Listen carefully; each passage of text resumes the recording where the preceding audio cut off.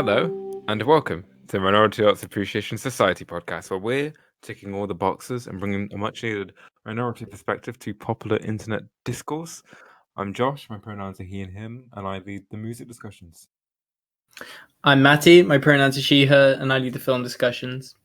And yeah, if you want to keep up with the latest antics on the podcast, be sure to follow us on Instagram, where we put up the beautiful artwork of our artist, Scar, or Scarlet, depending on what you prefer. And that's on @Minority Arts Podcast on Instagram. You can also follow us on Twitter with the same handle for updates on new episodes. Today, we've got a fun Christmas-themed episode. It's not really Christmas themed. It just happens to the end of the year. It's at the same time as Christmas. Yeah, and we're Eurocentric as hell over here. Yeah, I mean, we're both raised in either Catholic or Protestant backgrounds, so yeah, totally epic religious moment. So today we're going to be talking about religion. Yeah, today is the end of year roundup for 2020 boxes. Which yes will be coming out before 2020 boxes November and December, which we're still gonna do. So yeah, so today I'll be listing off my top 20 albums of the year, and then we'll have a discussion portion. Matty will interrogate me about my top 20 albums of the year. And then we'll do the same for her.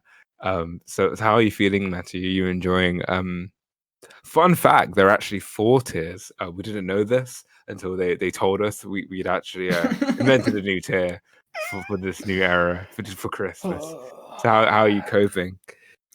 You know, I was talking to my dad earlier before, and I genuinely hadn't realized how normal it felt. Like when we lost Christmas, and I think it is fair to say we've lost Christmas at this point. Not making a moral judgment on that fact, just stating it. It really wasn't a blow, which I think April Matty would find horrifying. That I'm at the point now where that's not something that really phases me. And that's a weird place to be in. I've got a lot of like cognitive dissonance going on, basically. And I just miss my friends. Came home from uni like a bunch of students, and like there was just no opportunity to see anyone safely, and that really sucks. So as I stepped off the coach, the sky went like red, like mid-game Bloodborne, or Breath of the Wild in the Blood Moons. Exactly, like the Blood Moon, as they announced this whole thing, and it's just been pretty dire straits out here. But what can you do? But at least we have these fantastic albums to talk about of the year. So should I just list off my list and we can start? Just do it, yeah. And we can Siskel and Ebert this motherfucker. So first, I'd like to preface this with every year I think there's like at least one album I don't hear until the next year, and like it almost always would be in like the top 5. So last year it happened with Glass Beach's album, the first Glass Beach album. That's the name of the album. Which, like, if I could go and redo that list, that album would be in like the top 5 of 2019, but I didn't get into it until like the beginning of 2020.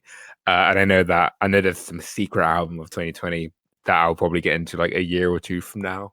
I'm also aware that Ichiko Aoba had an album this year. I really liked her 2013 album, Zero. It's a really, really nice album. And her new album came out 2nd of December.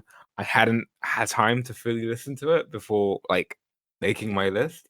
So that's not going to be on here. It might be an amazing album, but yeah, I just wanted to preface. I'm just covering my bases. So the Rate Your Music people can't attack you. But yeah, anyway. So okay, before I get to my actual list, I like to give some honorable mentions of albums that I either don't think they're good enough to actually be on the list, or something about them pissed me off enough to not put them on.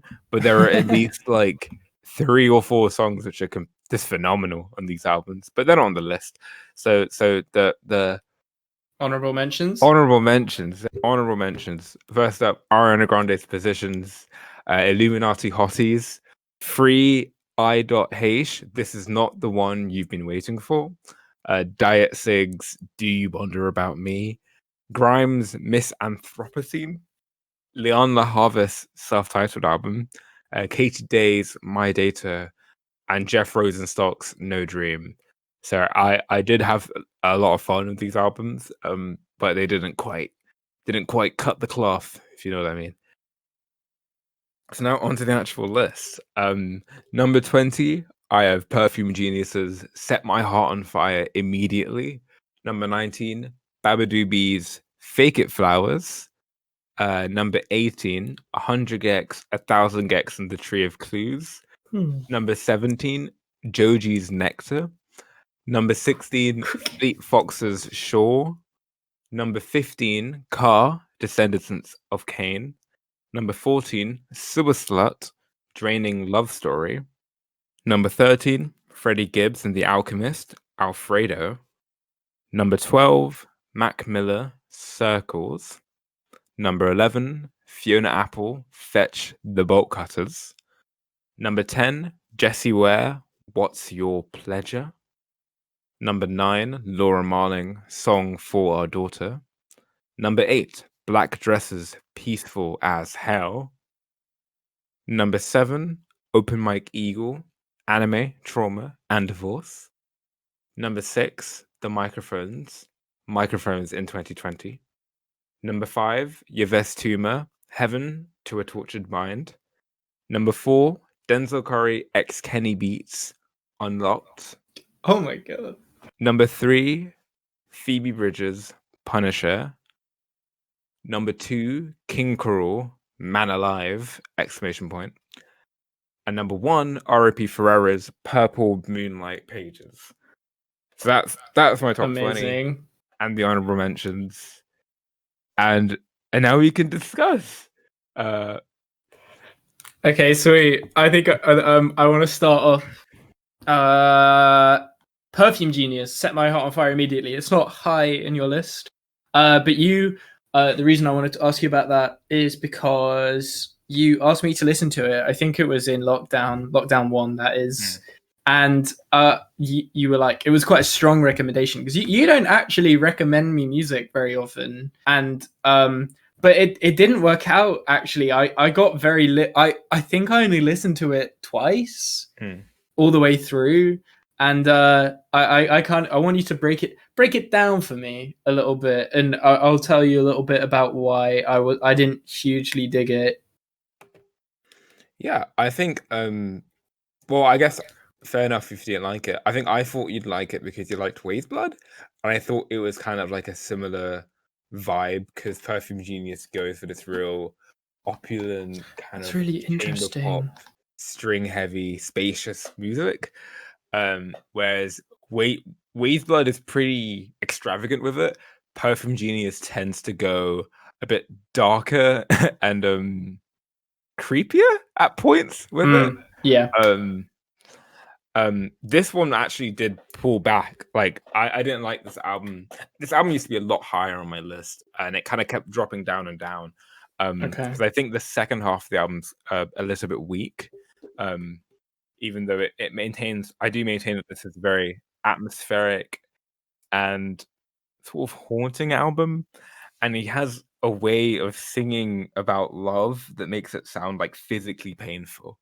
Even the album title Set My Heart on Fire Immediately, this idea that like any encounter of love is like burning. Yeah. Which I really like. And I can't deny that the first half of the album I think is really gorgeous and tender, and his vocals are just so gorgeous. I mean, we'll do a Perfume Genius episode at some point, and we'll talk about some of the early albums he did. But yeah, fair enough if you didn't enjoy it, but I found it really moving, and I thought you'd like it because of the White Blood connection. Yeah, cool. Next up, Civility ends with Punisher. Uh, so I feel kind of shitty now because at multiple points in the year, I messaged Josh and said, "What the fuck do people see in Phoebe Bridges' music? I do not get it." Because I even gave Punisher a go at a certain point, and really, like, I don't want to be incendiary at all, because, like, I don't know, it's an end of year roundup, you got to be good. But yeah, I really didn't get it, and she is everywhere. She's like this year's Billie Eilish for me, I guess, to compare it to last year. But I feel I have like I find Phoebe Bridges like a lot less irritating, but in that same Out way of where curiosity, did you finish Punisher? I didn't finish Punisher. Okay. I got about halfway through, but that was a little bit ago now. So I don't really remember too much about it. Okay. And so like I said, I was messaging Josh about it, and I kind of love that I didn't know. I'm very pleased you didn't tell me, but at the same time, I feel really bad Yeah. for some reason. I purposely withheld that because you were messaging me with the frustration of someone who like saw this culture phenomenon happening and not getting it. And it was kind of like you reminded me of like Homer in the episode of The Simpsons, who's like, why won't the losers let me into their loser club? Like, I want to be part of this club of people who gets it. So I knew what you needed to hear was someone who was just like, yeah, it's just a Phoebe Bridges album. Like, it's not nothing crazy, insane.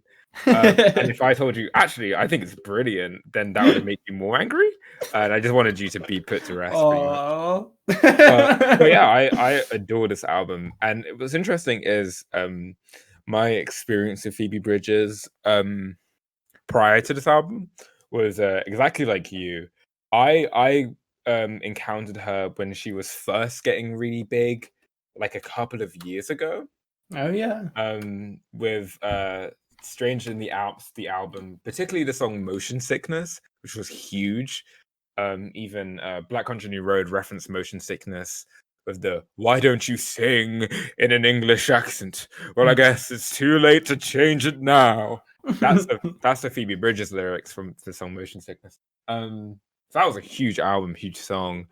I like really hated that song Motion Sickness. I hated it so much. And I had a friend, actually the person who makes the intro and closing music for our podcast, who was obsessed with Phoebe Bridges and obsessed. Oh my god, like, were they? Yep, and obsessed of like the kind of bedroom pop collective of like Phoebe Bridges. Julian Baker, my friend, was really obsessed with. I hate Julia Baker. I think her music's so boring. I just hated all of this music coming out of this part of indie. So I had a year of my friend non-stop talking about Phoebe Bridges. I mean, even like, I don't get it. It's so boring. Please leave me alone. And then Punisher comes out, right? And my friends messaging me and Punisher comes like, "Oh my god, Josh, you have to hear Punisher. It's so good." And I'm like, "Nope, it's Phoebe Bridges still. I don't care." But I listened to it anyway because I love my friend and I wanted to give it a fair shot.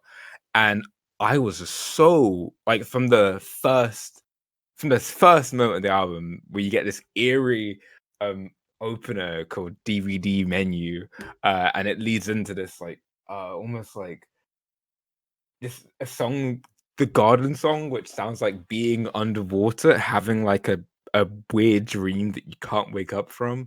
I was just really immersed in how like textured and layered I felt like the album was. And then Kyoto came on and I was like, oh shit, I actually really enjoy this album. I don't know what I'm going to tell my friend.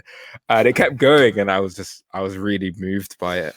It's a humiliate. You feel like a dog that's been sent out to the dog house when you come back in and you're like, okay, it's really good. I'm sorry. Yeah, and it was kind of so me loving this album so much was also in terms of like rating artists on their own terms, from the perspective of like, this is such an improvement. I can't believe I went from hating this artist to like, I've cried to this album. Like, it's really affected me. And to get to kind of And I went back and listened to her first album again. I don't think it's as bad as I think it was. The song Scott Street, I think, is completely phenomenal, for example.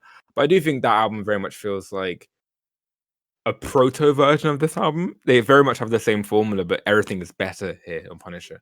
And for me, what this album, why it's so moving, is Phoebe Bridgers as a performer and the way she structures an album, and the way she uses her motif of like soft spoken, almost whispering singing vocals, and contrast it with the really dark, sad lyrics that will pop up out of nowhere, along with the dream logic she writes in, and the subversive moments, such as the final track, "I Know the End," is really fascinating to me. So I'll give some examples of this. So one theory I have about this album is that it's sort of like a concept album that's it's all a dream. I have this idea that DVD menu is like this girl is in her room and she's falling asleep with the TV on, and the DVD menu music's playing, and then you kind of go into her head and you get Garden Song, which is just like her describing these dreams about like being in dorm rooms, and she's with like a lover, and they reach for her leg, and she insists, but she wakes up before they do it, and like stuff like unfulfilled desires like that. It's just such beautiful description. And then the final song, which you haven't heard yet, I don't know if it will change how you feel, but has this amazing thing where you've had this whole album where she's singing in this like quiet, subdued voice, and then the final song kind of builds up in this gorgeous crescendo and ends with her just screaming, and it's like just gorgeous horns blaring. It's such a climax, and it like recontextualizes the quiet that came before as something like, I've been holding this down, trying to feel okay, and then this is the catharsis, and then it kind of whimpers out into this like hushed like as if like her voice is gone from screaming too much, which in my concept album theory I interpret as like the camera is zooming back out and you see her still sleeping, and it's like when you're trying to scream in a dream, but in reality it just looks like you're making a weird like hushing noise with your mouth because you can't use your vocal cords while you're sleeping properly sometimes. Amazing. So that kind of dreaminess of the album I really love, and there's this consistent metaphors that run throughout the album that are really gorgeous, such as trying to make someone happy who you can't make happy. So there's this constant visual imagery of there's this line, "I'll wait for the next time you want me, like a dog with a bird at your door." And later on she says, when you saw the bird you started crying, but the killer doesn't understand. Like this idea that presenting someone with a dead bird is like, look, I love you so much, and they're like, this is grotesque and horrifying, get away from me, and like just being unable to understand what this person needs or want from you. Such a gorgeous metaphor. Stuff like that is what made this album really, really moving for me. Well, thank you for making me, at least on some level, understand Phoebe Bridgers. I feel like a lot of the time when I haven't really spoken to many, like my closest friends who really like Phoebe Bridgers very much, but when I've spoken to like people like just in fleeting social interactions about Phoebe Bridgers, I've just never gotten such succinct reasons for it. It was just kind of like general it's just so devastating stuff, and I would be like, okay, but why? And I've never been given a satisfying answer. So yeah, that was kind of the whole thing. And there's this gorgeous line of savior complex. Baby, you're a vampire, you want blood, and I promised I'm a bad liar with a savior complex. All the skeletons you hide, show me yours, I'll show you mine. This idea of just broken people trying to be super broken at each other and somehow hoping this will make a loving relationship. Like I love stuff like that. Yeah, really cool. Cool. For the last one, I'm gonna throw a bone to the Fleet Foxes fans out there.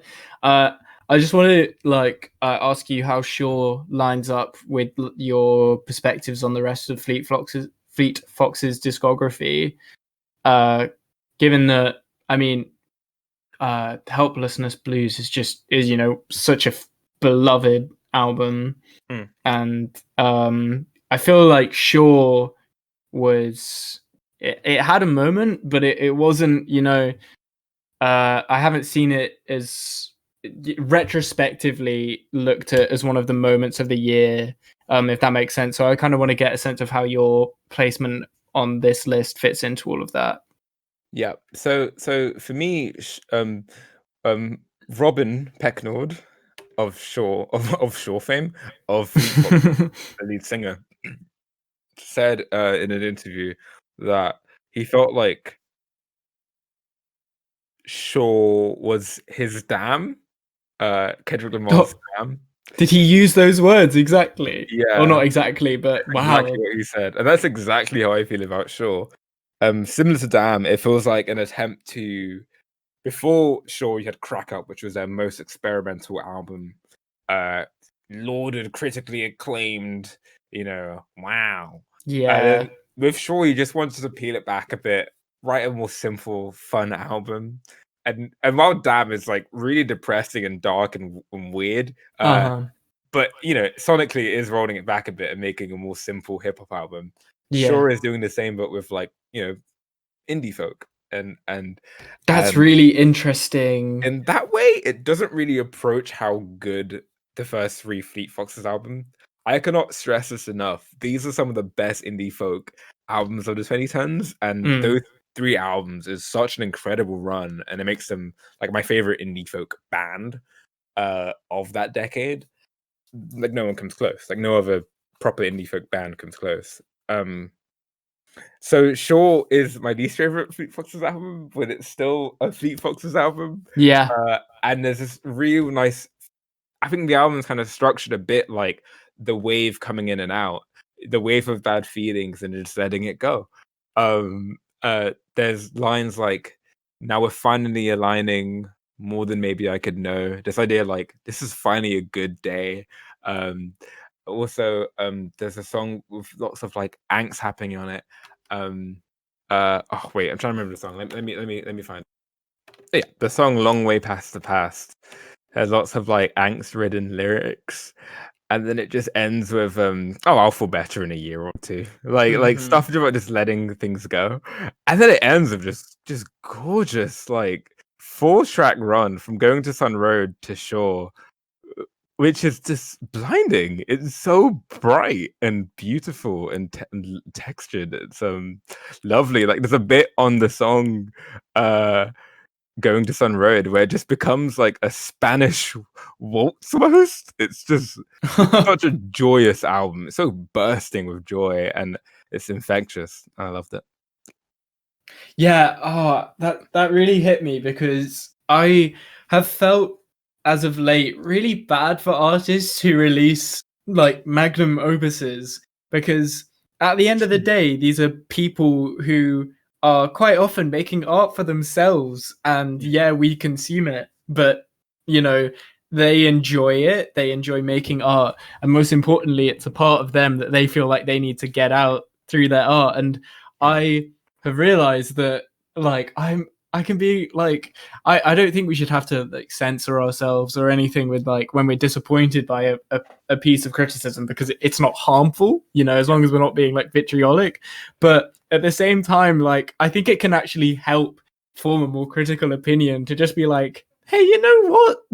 this was made by someone, and they maybe didn't want to make To Pimp a Butterfly again, oh, that's strange, to make something that you care about and have it like be less well reviewed when you knew what your intentions were behind it, and if you knew that going into it that it wouldn't be as lauded. That must be a really strange experience. Yeah, I mean, and another thing about what you said about not wanting to make another masterpiece, Robin Pecknold felt very self-conscious about like not letting nice things people say about his album go to his head. Like with the Crack Up, like you got people telling you that this is like the best indie folk band album of the decade. Yeah.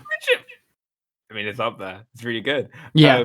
But this album, you see, like all the albums before this are very like angsty, indie white guy, talking about heartbreak and existential crises. And he really wanted just to like look outward on this album, and he did this with like lots of subversive stuff. Like in the first track, he got like a female vocalist from Instagram who we found because they did a cover of one of his songs, and she sung the first track on this album. So his voice doesn't even come in until the second track. And when his voice does come in, the first lines he sings is for Richard Swift, for John and Bill, for every gift lifted far before its will. And this idea of this album is just this: I want to write something about other people and just giving love to the people who've meant something to me, and not write more about myself and my own angst. It's a really that's lovely. Nice, it's really nice. Okay. Oh, that's a nice place to leave it. Yeah. Okay. Skip Can I Believe You? It's not a good song. The rest of the album's good. Isn't good. Yeah, but I'm done. No, that's my piece. We end it negative in this bitch. Okay. So what is your before we move on, I might edit this out, I don't know. But I'm happy that like you vibe checked my Phoebe Bridgers take and it got through, and it was the good Phoebe Bridgers take. I'm happy that happened. Yeah. So what's your top 50 albums of 2020? Yeah, I like a nice, concise list, and so yeah, I'm going to be doing this slightly differently to Josh. I'll be including some thoughts as I go along. Oh, and there will be room for discussion around some albums that we didn't talk about in your section of the list, Josh. So don't worry about some stuff that we didn't get to talk about. Okay? So with that said, this is my top 10 albums list of 2020. So number 10 is Anna von Hausswolf's All Thoughts Fly, which we talked about in our September 2020 Boxes episode. September. Well done. And okay, number 9 is Clipping, Visions of Bodies Being Burned.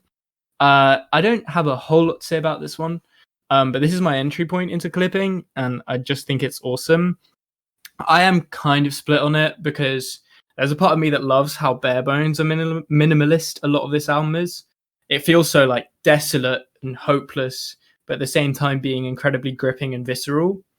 And I think it also means that the song arrangement and structure shines a bit, because it never feels like rather that they're just throwing in industrial aggressive sections to shock you in the same way that jump scares can be earned in the horror film, in horror films that this album shares a lot of DNA with. And so a lot of these songs have this fucking irresistible pacing that lures you into their atmosphere and surprises really nicely where the production doesn't. Not to say that the production isn't fantastic, but yeah, on the other hand, there are songs like Say the Name and Enlacing on here, and just because of how luscious and amazing those songs are, my heart kind of can't help but want more of that. But like kind of like we were talking about with Fleet Foxes, maybe they offer those things somewhere else in this discography, and that's just not what they wanted to do here. So yeah, number 9, Clipping, Visions of Bodies Being Burned. Number 8, Run the Jewels, RTJ4. Oh, how I slept on this. I think the best way I can sum my feelings up on this one is talking about how my feelings changed. When I first came out, I genuinely think I wasn't going to be satisfied by anything that they put out, because those first 3 records were just such a huge part of how I got into hip hop. And they definitely are a trilogy of sorts in my mind, with this album feeling like a departure, maybe not sonically, but just emotionally. Like, I think just after so much time and with the world feeling different, I think it just felt like wrong to me to have RTJ back. But I was wrong, because this album is amazing, and if you're listening and you like RTJ, I don't think I have to tell you why RTJ is good. I just think they're incredibly universal and understandable for what makes them so fantastic immediately. And when I remembered what RTJ is really about, I realized that this album continues everything that they are, And I do feel like it's brought something new to how I see their releases, though, and that's this kind of like Saturday morning cartoon show thing, with each album just being another episode of Yankee and the Brave that I can just enjoy in the purest way possible, just coming downstairs on the morning with no school tomorrow and just enjoying the new RTJ record. So number 7 is A.G. Cook's Apple. I haven't heard the 3-hour long PC music album, but yeah, I really liked Apple. Number 6 is RAP. Actually, no, sorry, wrong way around. Number 6 is Open Mike Eagles' Anime Trauma and Divorce, which you talked about in our October 2020 Boxes episode. Number 5 is RAP Ferrer. Number 5 is RAP Ferrer. How do you do it? Ferreira. Okay, thanks. Yeah, like RAP Ferreira rap forever. Thank you. It's number 5 is RAP Ferreira's Purple Moonlight Pages. This is just such a relaxing and fun but intensely critical world that Milo has built with this album and with the rest of his music, I'm sure, but this is my entry point. This album feels like, to me, hanging out with friends for hours and talking about a manner of different things, with all of it being built into the way that you communicate. And I feel like a newcomer into that group of friends who has learned all their nuances and their mannerisms and has slowly been able to fit into it. And all of that but with the equivalent of rap lyricism.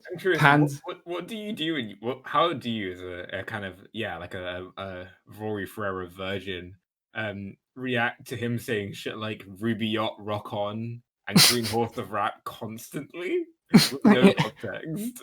I remember asking you, Josh, what is Black Orpheus? It is strange, but it's, for me, I am so sonically engaged by his rhyme scheme and the production working together, and the moments where I don't understand, I'm like, late career music is like Dark Souls.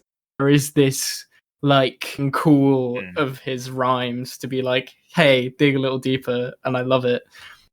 And once you do dig a little deeper, you find out from what you've built up is there's this network of intermingling language that builds itself up into this magnificent Dark Souls like Metroidvania world, and it really is wonderful.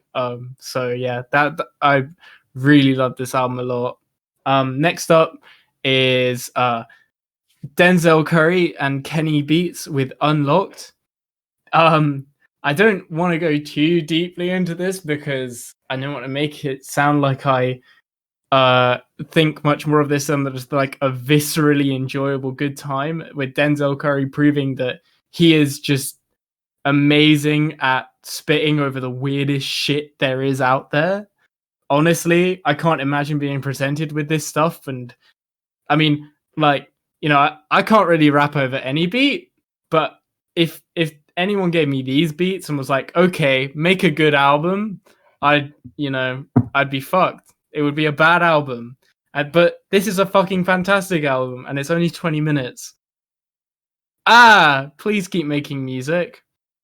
And yeah, it can't be understated how dense and weird and experimental Kenny Beats' production actually is. Like, I don't think he gets enough credit for just how complicated his production can get. And intricate. Yeah. Okay. And my favorite hip hop album of the year, and my third favorite album of the year, is Armand Hammer's Shrines. This is Billy Woods and Ellicid's latest effort, and it's really something special, I think. Don't get me wrong, just because this isn't at the number one spot doesn't mean I don't think that this isn't one of the most essential releases of perhaps the decade coming forward. I love this thing. They've created this world, I think, in their music, where they can truly explore what feels like the nitty gritty just in their instrumentals and the way that it lines up with their vocals. And what I mean by that is that they have this wonderful chemistry between each bar, and because as they rap, there's this almost disregard for what the instrumental is providing to them. And so when they're rapping about the contemporary issues that they are, and it sounds like the instrumental is kind of bringing to life the pain or the more negative aspects of that social issue that they're talking about. Whereas their bars at the same time are just completely undefeatable and unending. It's really powerful. Like I was saying, the apocalyptic feeling. I really love about this album that there feels like there's no catharsis. It really isn't offering any sense of resolution, and for the year that has been, where it's just felt like, you know, when one issue ends, it feels like there's immediately another to be worried about, and all you're left with is a sinking feeling in your stomach. This album is the anthem for that. That's not to say that there isn't any levity or joy to be found on the album. Like Solarium is a really, I think, important song for just the importance of not politically individualistic, but individualistic, like self-representation. And I think like the striking lightning bolt beat on that is just really infectious and charming. And I love this album. It's my favorite hip hop album of 2020. In a year of fucking fantastic hip hop. Number 2 is 100 gecs, 1,000 gecs in the Tree of Clues. I previously stated that this was my favorite album of the year. It lasted well, and it lasted long. Again, we talked about this before on the podcast, so I'm not going to waste time talking about it. And so, of course, 1,000 gecs had to give way at some point to Black Dresses, Peaceful as Hell. I'm in love. I am in love. Probably with myself, because again, like I think I mentioned this with 1,000 gecs, but I just see so much of myself in this, as I do with all Transacts, because I'm a box ticker. What can I say? But I think what this reminds me of myself is the levity that we're forced to treat ourselves with, self-loving levity. That is, we're not taking the piss out of ourselves, but we're laughing at the realities of our existence, because otherwise, it's a reaction to the negative. We have such pain and difficulty in one area that we go the complete opposite direction and completely indulge ourselves in cuteness and laughter and what's beats that sound like hitting your desk turned into Death Grips music. And I love it so much. The Ada and Devi are just such sweet vocalists that they really can't do anything on this album that I can't be charmed by them. And it's an album where when it's done, you really just want to be friends with the people who made it. Please be friends with me, Ada and Debbie. If you hear this, you're the best. Okay, that's my list. Thanks. Yeah, I'm really happy you enjoyed that Black Dresses album, because I loved it as well, and it was really high up on my list too. And I think one thing really cool about Black Dresses is I find they really emotionally resonate with me as well. I don't I'm not trans, but I think that there are like universal emotional themes in their music that are really moving and effective. There's a great line. We'll talk about it on the podcast at some point. That's an amazing line. But we'll talk about it on the podcast at some point. But my favorite album from them, Love and Affection for Stupid Little B Words, there's a song called Cartoon Network where they're singing about how when you're watching a cartoon, you can be like, oh, this is real as hell. Like, I love the way they don't give up. but then in your own life, it's like, oh god, it really happened. Oh god, it really happened. Like dealing with trauma. And there's no like positive moral that you can get out of trauma. It really happened, and stuff like that. I've found really moving in them. So, just to speak on like how much I love them, and as a sort of post mortem because they're not here anymore. Like, spitting sugar on black dresses. So I'm happy. I'm happy you like black dresses. I remember last year, I think they were really high on my list. They were like, I think they were top 5. Yeah. And I was like, everyone listen to black dresses. I listened. Oh, they're gone. I know. So sad. I know, but they both have released albums since. Yeah, they're very prolific. God, I meant it. I love them so much. Their online presence just I can't help but gush. Like I just, when you see people and you're just like, God, I love everything about how you carry yourself. That's it. That's the episode. If you're listening to this, well done for making it through the year. We're proud of you. Good job. And people at home, remember, please be nice. It isn't that hard. And don't be weird. Don't be mean. Sorry. 2021 will probably be awful as well. Most years are bad. Ever since like Reagan, we haven't had very many good years. But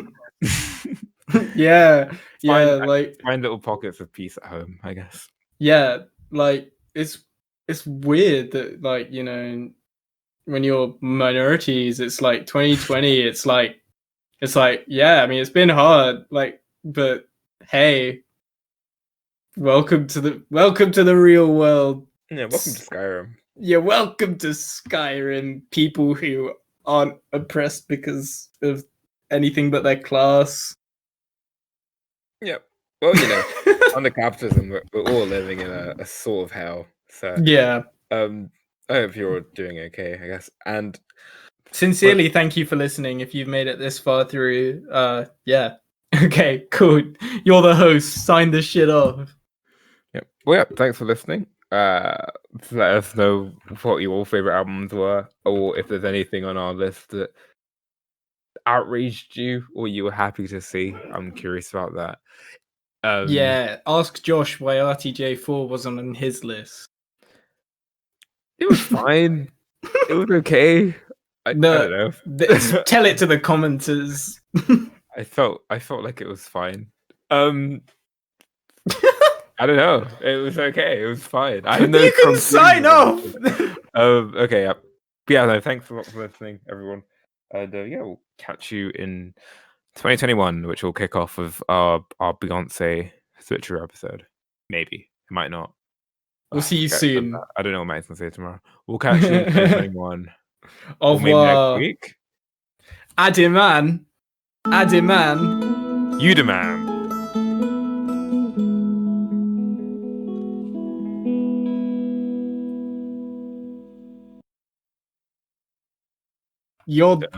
Get off my computer screen. Maybe we'll talk about this in our love and affection episode. But I have such a specific memory of being in second year and trying to send off some uni work, like my actual uni work that mattered. Yeah, like the upload. I was sometimes you're so stressed out, you just have to put like a song on. Yeah, otherwise you're probably gonna have like a bit of a panic attack. And I remember like on the university computer where everyone could see my desktop, you would just see like the upload screen and then Bandcamp Black Dresses, and like spamming Black Dresses songs, and I stand there frantically trying to print all the things out. Dude, but it is so real though. It's like I actually can't describe how viscerally good Black Dresses makes me feel. Why does Please Be Nice make me cry? Like, it's my little joke. Did it make you laugh?